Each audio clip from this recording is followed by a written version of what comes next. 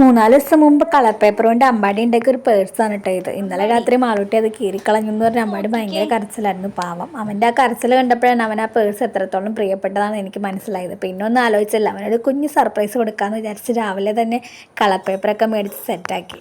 യൂട്യൂബിൽ കുറേ വീഡിയോസൊക്കെ നോക്കിയിട്ടുണ്ടോ ഞാൻ ഈ പേഴ്സ് ഉണ്ടാക്കാനിരുന്നു. മാളൂട്ടിന് കുറച്ച് ടോയ്സ് ഒക്കെ കൊടുത്ത് അവിടെ കളിക്കാൻ ഇരുത്തേക്കാണ് കേട്ടോ. ഇടയ്ക്ക് തലമുട്ടി എന്ന് പറഞ്ഞ് കരച്ചിലായി. പിന്നെ ഞാൻ അവളെ കിടത്തി ഉറക്കിയിട്ടാണ് ബാക്കിയെല്ലാം ചെയ്തത്.